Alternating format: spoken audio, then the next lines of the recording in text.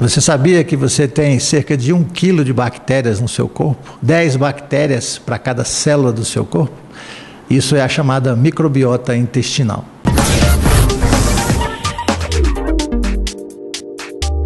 E isso faz o que com a gente? Que tipo de pesquisa está sendo feita recentemente, ou algo inovador na ciência?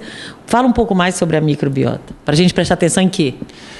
Bom, isso é muito importante, porque nós temos uma população de bactérias, de vírus, de riquétsias, de protozoários. Tem uma população que é uma população, a princípio, um simbiota, ou seja, convivem conosco, nos ajudam. Aliás, não vivemos sem eles, né? Então, nós temos uma população enorme de bactérias, como esse quilo, é 1 quilo para pessoas de peso normal. Então, elas nos ajudam a controlar a população das bactérias que são patógenas, aquelas que induzem doença. Elas fazem vitaminas, alimentam as células do nosso intestino grosso. E sem bactéria nós estamos perdidos. Então nós temos que ter uma flora adequada. O interessante é que a nossa flora depende de tudo aquilo que você come. Então, da onde você nasceu, a maneira que você nasceu, se você nasceu de parto normal ou não. As pessoas que têm uma microbiota saudável têm menos alergia do que aquelas crianças que são isoladas da natureza, né? Então, esse negócio do excesso de proteção contra a chupeta caiu no chão e a mãe esteriliza a chupeta e tal. Na Europa agora as mães estão pegando do chão e colocando na boca das crianças para contaminar, entre aspas, as crianças, para induzir uma flora abdominal. Então, as crianças e as pessoas que têm uma flora saudável são menos alérgicas, têm menos câncer, têm menos inflamação intestinal. Então, quando o senhor diz que há uma pesquisa recente no assunto microbiota, cuide bem de suas bactériazinhas, ou seja, alimente-se bem para que elas lhe protejam?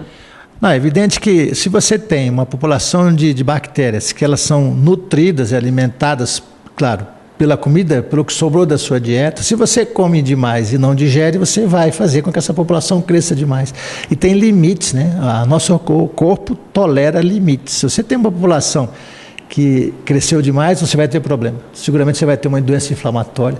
E essa microbiota excessiva é gatilho para inúmeras doenças que a gente não tem nem ideia ainda, nós estamos aprendendo agora. Quais são as doenças que podem acontecer quando o senhor diz que a alimentação é demais, quando cria-se uma população muito grande de bactérias? Que tipo de doença a gente pode ter? Do ponto de vista geral, toda pessoa que tem muitos gases vive empanzinada e tem uma disbiose, que nós vamos chamar, tem um descontrole dessa população que a gente alimenta todo dia, né? Aliás, só um pequeno detalhe, o uso excessivo de adoçantes, que aquilo é metilcelulose, estimula o crescimento de bactérias inflamatórias no intestino. Isso é outra coisa interessante, é que as bactérias têm, todos nós, claro, temos uma carteira de identidade de bactérias. E você acaba comendo só o que elas querem, resumindo a coisa, né? Então, você tem a sua cepa, porque você organizou a sua vida desde pequena e hoje você tem uma carteira de identidade que é a sua flora intestinal. Isso é fantástico, né? Então, o seu hábito alimentar é que determina a flora que você tem. Então, se você come muita carne, você come muito adoçante, você vai ter uma flora com riscos de doença inflamatória. Então, o senhor está dizendo o seguinte, meio que moral da história, preste atenção no que você come, dê muita importância ao que você come.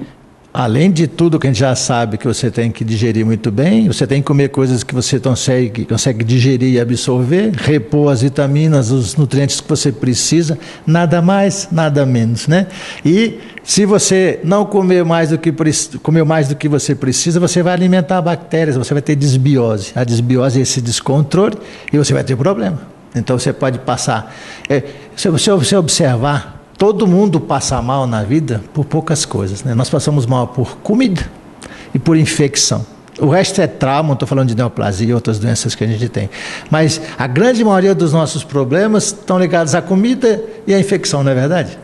Então, se você parar para pensar, né? Então, e vejam que a comida é tudo. Só que se a comida é tudo, depende de você se manter vivo, então você tem comida e você tem que pensar em microbiota. Tá certo? E microbiota é essa população que convive conosco, que depende do que você come. Então, dependendo do que você come, você tem mais riscos.